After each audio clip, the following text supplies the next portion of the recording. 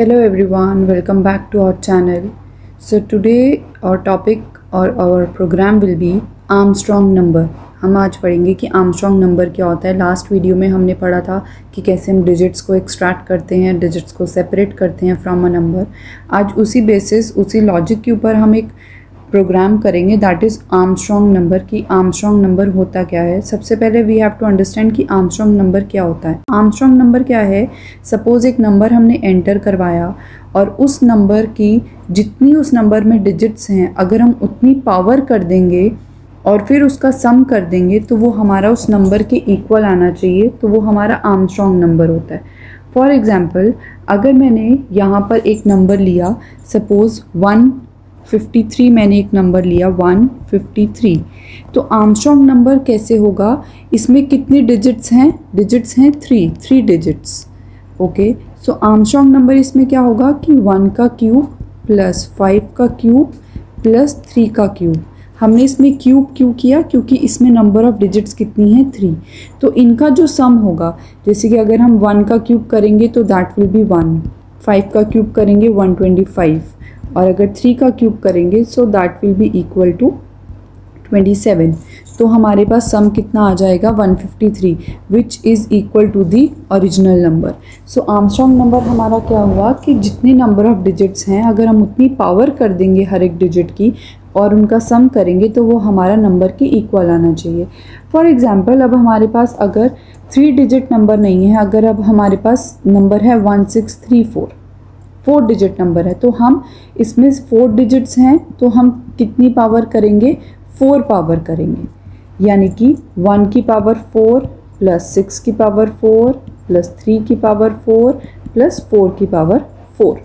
अब इसमें अगर हम इसको सॉल्व करेंगे 6 की पावर 4 होती है 1296, 3 की पावर 4 होती है 81 और 4 की पावर 4 होती है 256। सो अगर हम इसका सम करेंगे तो again that will be equal to the 1634 which is also our original number. So Armstrong number में हमारे पास अब जो हमने लास्ट टाइम डिजिट एक्सट्रैक्ट करी थी उसमें हमें 2 टाइम्स वाइल लूप लगाना पड़ेगा। एक हमें लगाना पड़ेगा डिजिट्स को काउंट करने के लिए कि कितनी नंबर ऑफ़ डिजिट्स हैं, क्योंकि जब तक मुझे नहीं पता होगा कि कितनी नंबर ऑफ़ डिजिट्स हैं तो मैं उनकी पावर नहीं कर पाऊँगी। और सेकेंडली हमें क्या करना पड़ेगा, इनका क्यूब करके जो हमें, या फिर हमें पावर्स को जो हमें प्लस करना है उसके लिए वाइल का लूप लगाना पड़ेगा। So now we will be doing the Armstrong program. ठीक है, अब हम आर्मस्ट्रॉन्ग प्रोग्राम करेंगे स्टेप बाय स्टेप। सबसे पहले क्या है कि हमें प्रोग्राम में एंटर कराना है नंबर, उसके बाद चेक करना है कि वो मेरा आर्मस्ट्रॉन्ग है या नहीं है। सबसे पहले मैंने स्कैनर क्लास लिख ली। अगर मैंने आपको बताया था अगर हमें इनपुट कराना होता है तो हमें स्कैनर क्लास को इंपोर्ट कराना पड़ता है, तो इसमें हमने स्कैनर क्लास को इंपोर्ट कराया। फिर क्लास का नेम मैंने आर्मस्ट्रॉन्ग ही ले लिया। Then public static void main method which is very important कि आप अपने प्रोग्राम में इंक्लूड करोगे। उसके बाद हमने स्कैनर क्लास का एक ऑब्जेक्ट बनाया जिसके थ्रू हम स्कैनर क्लास के फंक्शंस को यूज़ कर सकते हैं फॉर टेकिंग द इनपुट। उसके बाद स्टेटमेंट लगाई है मैंने एंटर अ नंबर। देन हमने एक नंबर एंटर करवाया जिसके लिए मैंने एक n वेरिएबल ले लिया। अब ये लेने के बाद सबसे पहले मैंने आपको बताया कि कोई भी अगर मैं नंबर एंटर करवा रही हूँ तो मुझे सबसे पहले उसकी डिजिट्स काउंट करनी पड़ेंगी। सो मैं एक डिजिट काउंट करने के लिए एक काउंटर वेरिएबल ले लूँगी। सपोज़ मैंने ले लिया d इक्वल्स टू 0। एक काउंटर वेरिएबल ले लिया मैंने अपने डिजिट्स को काउंट करने के लिए। डिजिट्स को काउंट करने के लिए काउंटर वेरिएबल ले लिया। अब मैं वही वाइल लूप लगाऊंगी और मैं क्या करूँगी n ग्रेटर देन 0। अब मैं क्या करूँगी n ग्रेटर देन 0। अब इससे ये क्या होगा, अगर मैं n पर ही लगा दूँगी तो लास्ट में मेरा n 0 बन जाएगा।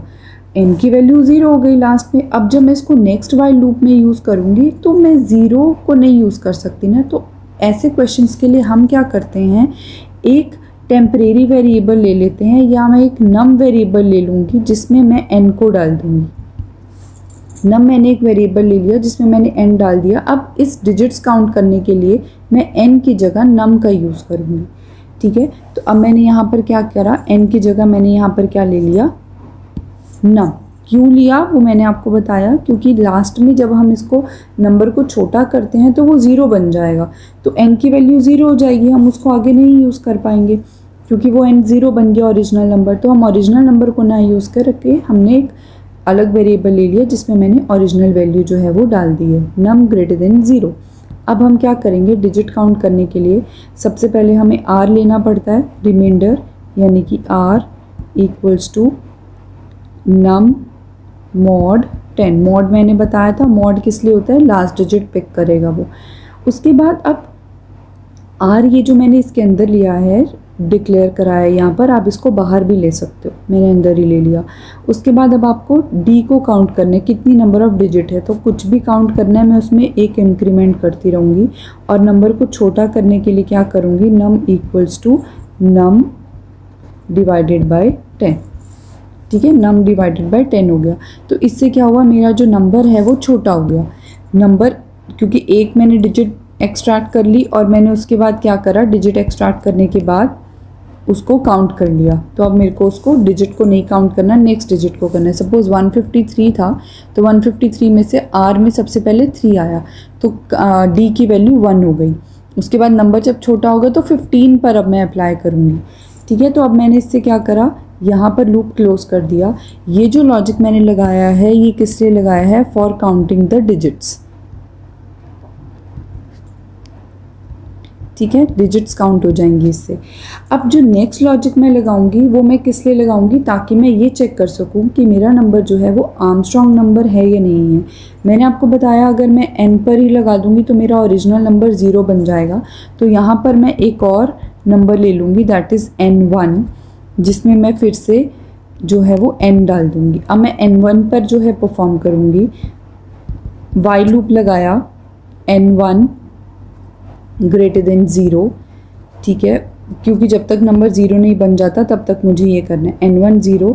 उसके बाद हमने इंट r, मैं इसके अंदर दोबारा r ले सकती हूँ क्योंकि उसके अंदर मैंने वाइल के अंदर लिया था, तो वो उसकी जो स्कोप है वो अंदर ही रह गया, बाहर नहीं आया। अगर मैं बाहर डिक्लेयर कर देती इंट r ये वाला, तो मैं पूरे प्रोग्राम में r को दोबारा यूज़ नहीं कर सकती। मैंने लूप के अंदर यूज़ करा था तो ये लोकल वेरिएबल बन गया। So that's why I can use this r variable again. उसके बाद अब मैं क्या करूँगी, n1 मॉडुलस 10, सबसे पहले मॉड निकालेंगे क्योंकि लास्ट डिजिट पिक होगी। देन उसके बाद हमें एक और वेरिएबल लेना पड़ेगा यहाँ पर, जिसमें हम क्या करेंगे, पावर भी होगी और सम भी होगा। तो मैंने यहाँ पर क्या करा, एक सम के लिए जो हम मेरे को करवाना है, सम के लिए मैंने एक वेरिएबल ले लिया।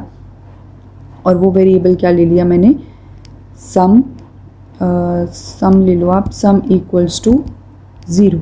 ओके, अब आप यहाँ क्या करोगे, सम करवाया है तो और पावर भी आपको करानी है। तो पावर के लिए अगर आपको कराना है तो मैं यहाँ पर क्या करूँगी, मैं एक में भी लिख सकती हूँ, एक ही लाइन में। मैं पहले आपको 1 लाइन में लिख के दिखाती हूँ। तो वो कैसे होगा, sum equals to sum plus, ये हम सम इसलिए करते हैं ताकि लास्ट वाला भी ऐड होता रहे।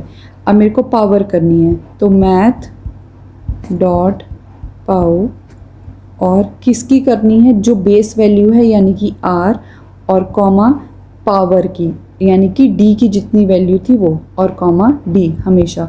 अब d में सपोज मेरी लास्ट में जाके 3 वैल्यू आ गई, r में सबसे पहले आई 3, तो वो 3 का क्यूब करेगा, फिर आएगी 5, फिर 5 का क्यूब करेगा, फिर 1 का क्यूब करेगा। तो इस वजह से मैंने, ये होता है बेस और ये होता है power. This is base and this is power. Power we have already calculated digit से। उसके बाद हमने क्या करा, नंबर को छोटा करना था, तो n1 equals to n1 divided by 10। अब हमने यहाँ पर इसको क्लोज कर दिया। अब इससे क्या होगा, मेरे पास सम आ जाएगा। अब मैंने यहाँ पर पावर एक में ही कर दी। अगर मैं इसको चाहती, सेकंड ऑप्शन क्या कर सकती थी कि पावर मैं एक में अलग में ले लेती, मतलब कि अगर मैं यहाँ पर ले लेती डबल में, या आप जिसमें इंट में भी ले सकते हो, डबल p लेके मैं यहाँ मैथ डॉट पाव कर लेती r कॉमा d, और फिर उसके बाद मैं यहाँ पर सम कर लेती, sum equals to sum plus p। This is the second option which you can use. इसमें 2 लाइन्स में आप लॉजिक लिख सकते हो और मैंने 1 लाइन में लिख दिया, ये डिफरेंस है।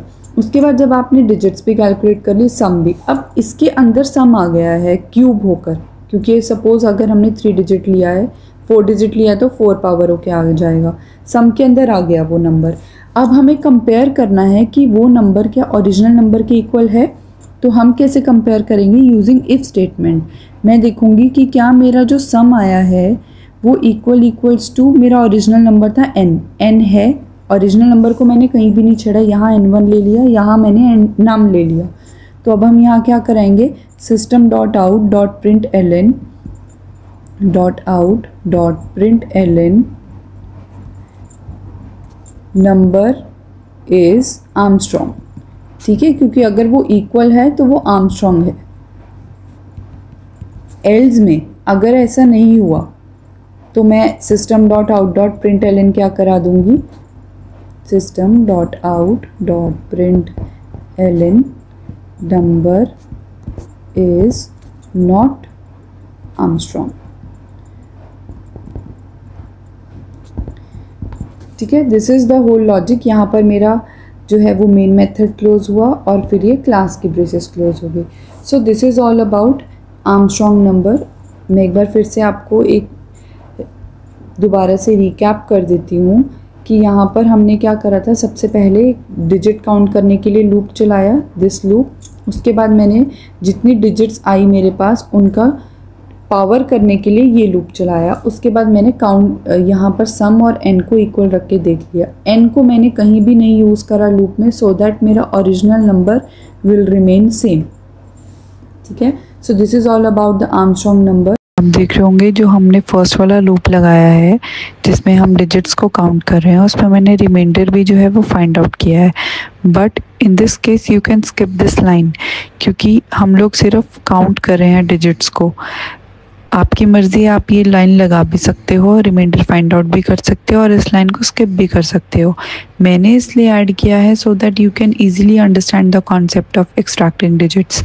इससे क्या है, आपको डिजिट एक्सट्रैक्ट कैसे हो रही है वो कॉन्सेप्ट समझ आ जाएगा। So that I have added this line, otherwise you can also skip this line. Okay, and this is like हम रिमाइंडर फाइंड आउट करेंगे और उसके बाद डिजिट्स काउंट हो जाएंगी और वो नंबर छोटा हो जाएगा। सेम हम इन स्टेप्स को अपने नेक्स्ट वाले लूप में भी रिपीट करेंगे जिसमें हम सम कैलकुलेट करेंगे। सो ये आपके आउटपुट पर कोई भी इफेक्ट नहीं डालेगा। अगर आप ये लाइन लिख रहे हैं, रिमाइंडर फाइंड आउट कर रहे हैं तो भी ठीक है, अगर आप नहीं कर रहे हैं तो भी ठीक है। It will not effect your output. Your output will always be the same. Thank you for watching my video. Hope you like my video. If you have any doubt or any queries, you can contact us by email. Thank you so much. Thank you.